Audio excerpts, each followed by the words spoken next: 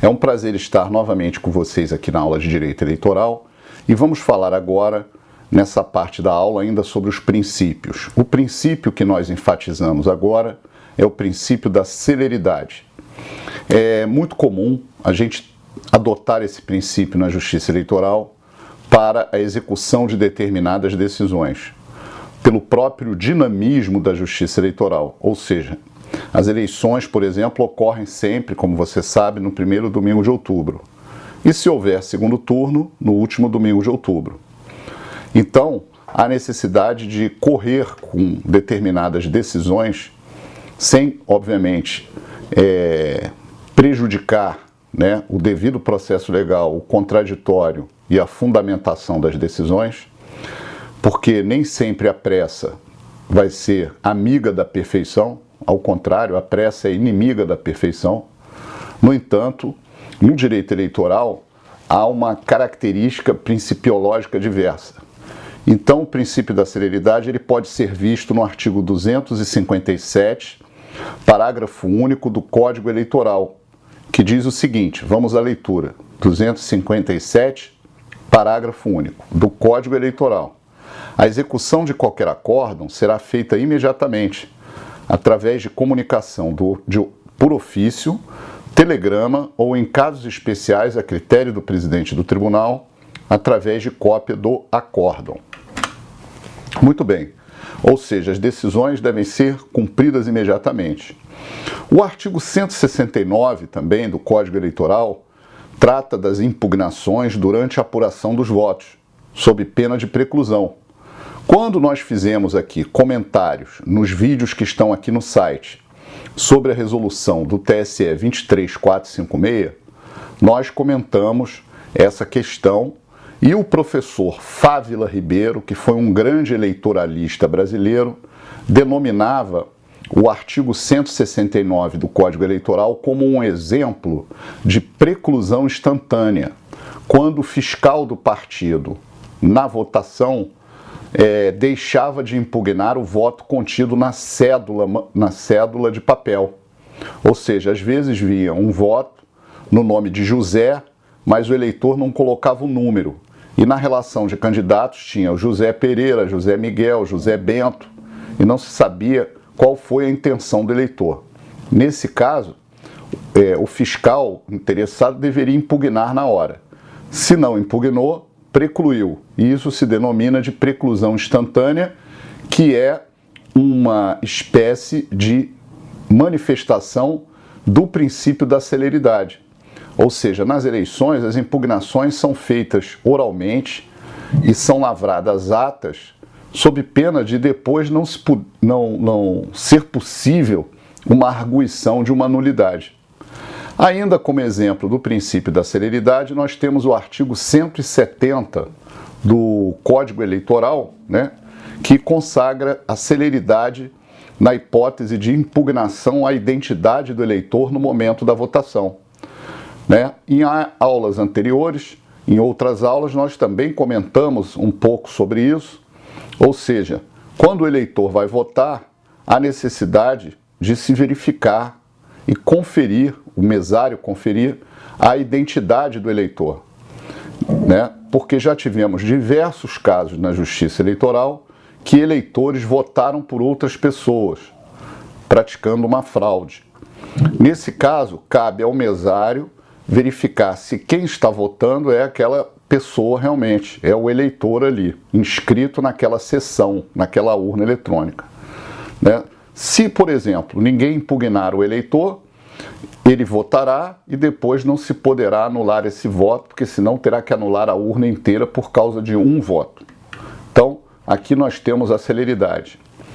Por outra, o artigo 97A, que eu ia pedir a vocês para olharem, e seus parágrafos, 1º e 2º da Lei 9.504 de 97, firmam a necessidade de se observar no devido processo legal eleitoral um período máximo de julgamento das ações de 1 ano entre a propositura, da ação e o resultado final nas instâncias eleitorais, inclusive sob pena de representação a quem retardar ao Conselho Nacional de Justiça, além de eventual responsabilidade administrativa funcional, por exemplo, do magistrado que retardou o andamento do processo, e a renovação do pedido na via judicial com supressão de instância, ou seja, objetivando sempre a celeridade prevista aqui no artigo 97, parágrafo. Reparem, desde a propositura de uma ação, então vamos dar o exemplo. Nós temos uma ação na Constituição do Brasil que ela está prevista no artigo 14, parágrafos 10 e 11. Se chama o apelido dela é AIME, Ação de Impugnação ao Mandato Eletivo. Essa ação, ela deve ser julgada, como diz a lei das eleições, como exemplo, essa ação, em um ano. Em um ano. Só que nem sempre dá tempo de se julgar em um ano, em razão, às vezes até, da manifesta ou evidente prova do abuso do direito de defesa. E também, às vezes, acontecem atos extraprocessuais de retardamento do processo, protelação do processo, né? Aplicando-se aqui, subsidiariamente, o Código de Processo Civil nessa questão, até subsidiária e supletivamente, né? A aplicação supletiva é quando nós não temos uma regra eleitoral para tratar desse tema.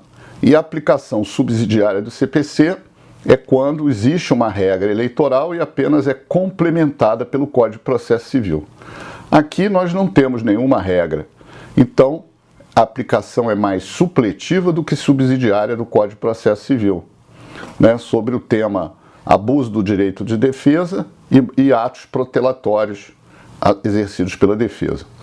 No entanto, a lei impõe essa razoável duração do processo, que seria aqui também uma base no artigo da nossa Carta Constitucional, que regulamentou também um direito fundamental, que é a duração razoável do processo. Então, gravem isso, 1 ano para julgamento em todas as instâncias, mas a prática forense eleitoral, às vezes, demonstra que não é possível o exercício desse prazo. Bem, temos agora um outro princípio a ressaltar, que é o princípio também ligado à celeridade, que é o princípio da execução imediata dessas decisões eleitorais, que está lá no artigo 257, parágrafo único do Código Eleitoral. Mas, por exemplo, eu queria chamar a atenção, que existem prazos também reduzidos, né? E as decisões na Justiça Eleitoral são imediatas. Por exemplo, na questão do direito de resposta. O direito de resposta, ele é um direito que é exercido muito na propaganda política eleitoral gratuita, no rádio e na televisão, quando há mútua ofensa, uma ofensa de um candidato contra outro. E a lei fala, a lei que eu digo é a Lei 9.504, de 97, no artigo 58, parágrafo 1º, incisos 1, 2 e 3, que os prazos vão variar de 72 horas, 48 horas e 24 horas. Então, é importante você dar uma lida nesse artigo 58, porque terão variações de prazo. Se for na imprensa, é 72 horas, né? Se for no rádio e televisão, o prazo vai variando, certo? Por outra, ainda complementando esse assunto, os recursos eleitorais, em regra, possuem apenas efeito devolutivo, que se diz, ou seja, em regra. Mas nós vamos ver em aulas subsequentes, na continuidade desse nosso estudo, que nem sempre é assim. Ou seja, não existe assim essa é a regra geral, que os recursos eleitorais possuem apenas efeito devolutivo, né? Ou, em outras palavras, os recursos eleitorais não suspendem os efeitos daquela decisão judicial. Mas nem sempre é assim, tá, gente? Então, vamos em frente. No próximo vídeo, comentaremos esse aspecto.